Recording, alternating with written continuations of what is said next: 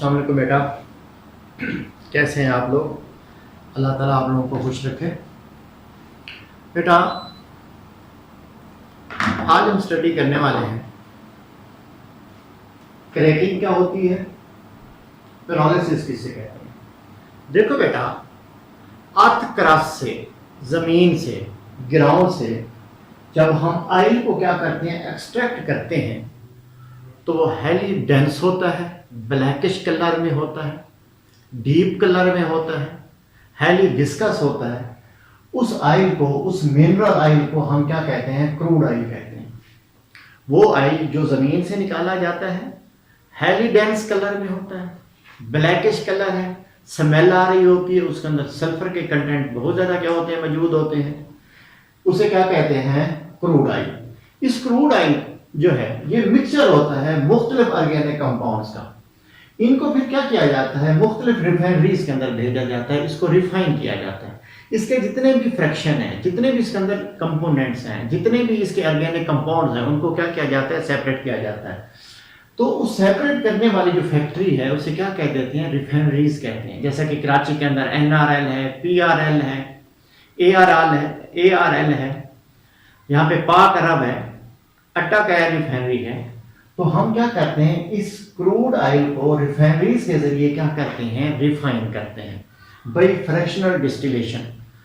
तो पहले इसको लिख लें, mineral oils as it comes from the rocks is a rather viscous and highly colored liquid. Technically, it is called crude oil. The process of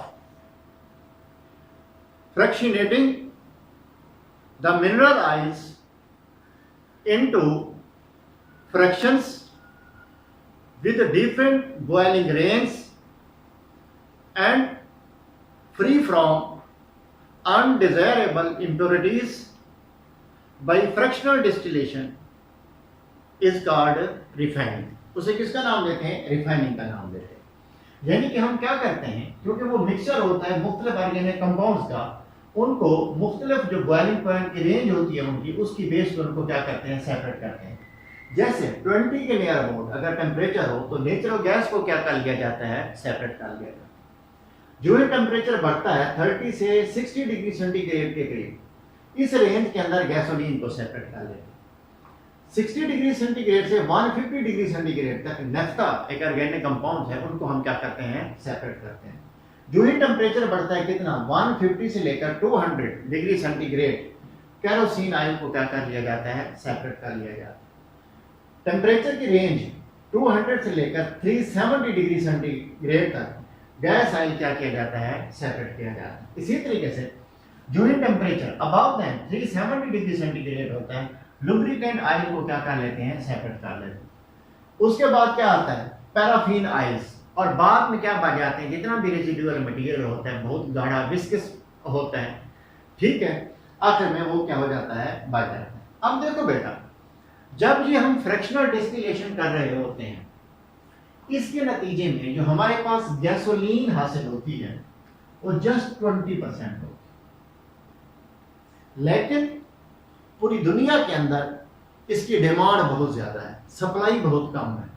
उस demand को पूरा करने की खातिर हम क्या करते हैं, केरोसिन ऑयल को या गैस ऑयल को, जिनमें कार्बन की तादाद इस गैसोलीन से क्या होती है, ज्यादा होती है, जिनका बॉइलिंग पॉइंट ज्यादा होता है, इसका बॉइलिंग पॉइंट क्या होता है, कम होता है, वाया क्रैकिंग इसको गैसोलीन में क्या करते हैं, तब्दील करते हैं। फिर सुन लें, गैसोलीन की डिमांड बहुत ज्यादा है, पूरी दुनिया में ये बहुत ज्यादा कंज्यूम होती है। इसकी डिमांड को फिल करने की खातिर, सप्लाई बढ़ाने की खातिर हम केरोसिन ऑयल को या गैस ऑयल को हम क्या करते हैं, वाया क्रैकिंग गैसोलीन में क्या करते हैं, चेंज करते हैं। तो पहले इसको क्या कर लेते हैं, डिफाइन कर लेते हैं, फिर आगे चलते हैं। तो लिखे, the thermal decomposition of organic compound is called pyrolysis. किसी भी ऑर्गेनिक कंपाउंड को जब हीट के जरिए in the absence of oxygen आप डिकम्पोज करते हैं तो उसे आप किसका नाम देते हैं, पेरोलिसिस कहते हैं। The pyrolysis of alkane is called cracking. जब अल्केन की आप क्या कर रहे हो, पेरोलिसिस कर रहे हो, यानी कि जब अल्केन के मॉलिक्यूल को आप डिकम्पोज कर रहे हो तो उस वक्त वर्ड ऑफ पेरोलिसिस की बजाय आप क्या इस्तेमाल करते हैं, क्रैकिंग आप क्या करते हैं, इस्तेमाल करते हैं। क्रैकिंग को आप यूं भी डिफाइन कर सकते हैं, the process of getting the lower boiling hydrocarbons from higher boiling hydrocarbons by heating in the absence of oxygen is called cracking. कि आप क्या करते हैं, इस क्रैकिंग के जरिए जो मुख्तलिफ केरोसिन आयल है या गैस आयल है, इसको क्या करते हैं, गैसोलीन के अंदर क्या करते हैं, चेंज करते हैं, उसको तोड़ते हैं।